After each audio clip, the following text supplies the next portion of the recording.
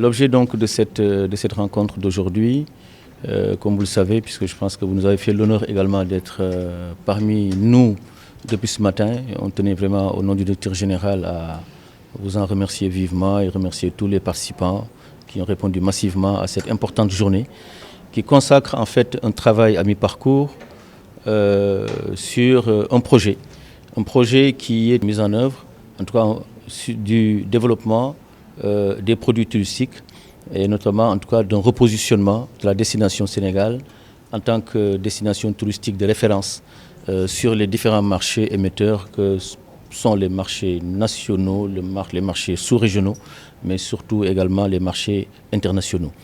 Donc un travail vient d'être bouclé par des experts qui ont été commis donc par l'État du Sénégal pour le compte bien sûr du ministère du Tourisme et de l'Agence sénégalaise de promotion touristique et de la SAPCO, puisque comme vous le savez, après le travail d'élaboration et de recensement des produits sur les 3 pôles que sont la Petite Côte Saly, d'une part, ensuite le delta du Saloum et enfin aujourd'hui Dakar, en attendant bien sûr d'entamer la deuxième partie qui va toucher les 3 autres pôles touristiques pour boucler le maillage national, pour avoir une offre en tout cas globalisante, une nouvelle offre, puisqu'il s'agit fondamentalement de revisiter la carte en tout cas de l'offre des produits touristiques du Sénégal.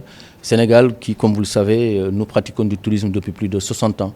Il était quand même bon, à l'aune de ce qui se fait au mieux dans le monde et dans le sens d'un repositionnement de la destination, comme le souhaitent d'ailleurs les plus hautes autorités de ce pays, qu'on puisse à un moment donné nous arrêter et en relation avec bien entendu le secteur privé. Donc c'est toujours dans le cadre d'un dialogue public-privé, n'est-ce pas, qu'on puisse avoir un échange en tout cas sans complaisance, n'est-ce pas, sur cette nouvelle carte d'offres de produits touristiques qui, nous en sommes sûrs, permettront en tout cas à notre destination de se situer sur les meilleurs positionnements, disons, sur la carte touristique internationale mondiale. Effectivement, nous continuons à vivre, même si d'ailleurs un des axes forts de recommandation des plus hautes autorités du pays était véritablement de faire preuve de résilience. Je pense que nous sommes avec les acteurs du privé, vous pouvez les interroger. Dès la survenance de cette pandémie, dont nous souhaitons en tout cas le plus tôt possible qu'elle puisse prendre fin, les autorités ont eu quand même à prêter une oreille attentive aux acteurs du secteur privé.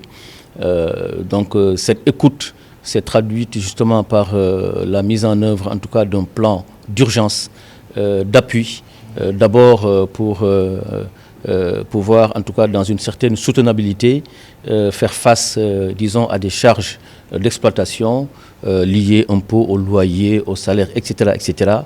Tout ça dans la perspective de pouvoir sauver, en tout cas dans une perspective de pouvoir sauver justement des emplois de Sénégalais, puisque le secteur touristique est un secteur réputé pour être un secteur pourvoyeur à la fois de devises, mais un secteur qui a un fort potentiel également de création d'emplois et de richesses.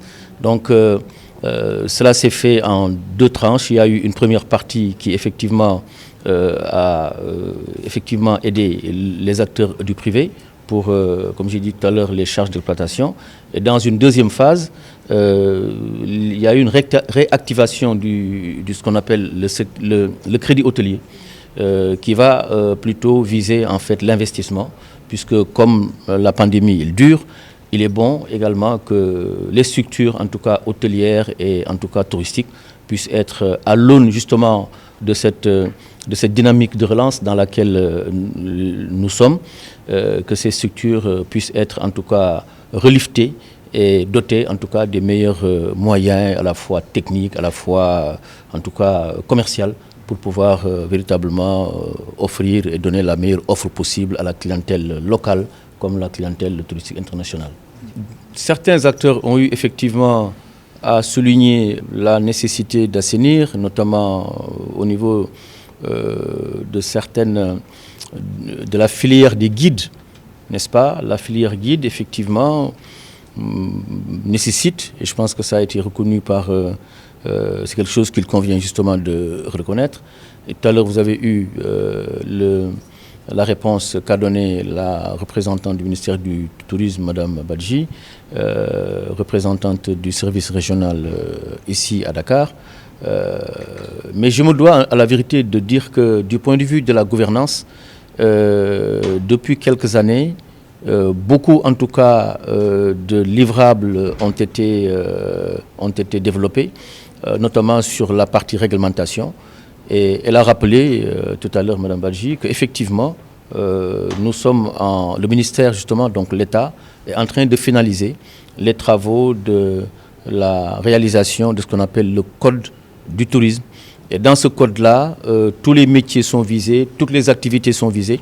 En somme, l'État a pris conscience qu'il était temps qu'on puisse véritablement réglementer toutes les activités à la fois et tous les métiers en tout cas qui gravitent autour du secteur touristique. Je pense que incessamment ce document devrait être validé en Conseil des ministres et soumis à l'Assemblée nationale pour approbation.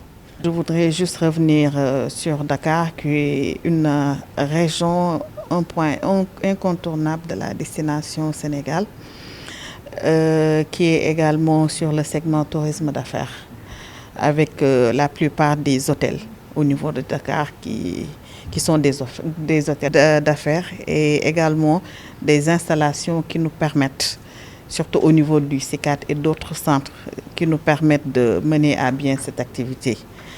Mais en dehors de ça, ce qui est intéressant à Dakar, il y a d'autres niches de produits que nous pouvons développer. Moi, j'ai l'habitude de dire que pendant longtemps, Dakar a été considéré comme un tourisme de transit, surtout quand on avait l'aéroport de Dakar au niveau de Yoff. Les touristes descendaient sur Dakar. Une fois sur Dakar, c'est vers l'intérieur du pays pour découvrir, pour un tourisme de découverte, pour l'écotourisme, etc.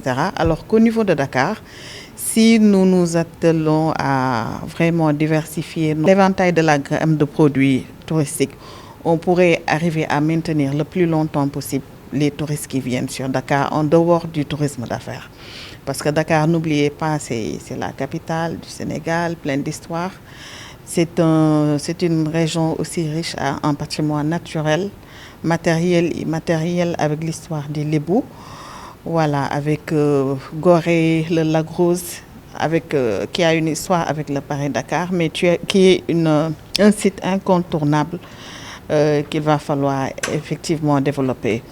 Donc l'atelier qu'a organisé l'ASPT nous a permis de réfléchir dans ce sens-là pour pouvoir mettre en avant chacun des pôles, notamment le pôle Dakar qui nous réunit aujourd'hui. Et j'ai l'habitude d'emprunter les mots du ministre qui disait, à la sortie de cette crise, toutes les destinations qui ne seront pas compétitives seront laissées en rade. Donc nous travaillons dans ce sens-là pour être compétitifs. Comme l'a dit tout à l'heure monsieur le secrétaire général, on est dans un secteur très compétitif. La concurrence est très rude. Il va falloir innover, compter sur nos propres ressources, essayer de nous inspirer sur nos potentialités de nos régions. Le Sénégal est un pays magnifique avec des sites merveilleux, mais qui reste malheureusement sous-exploité.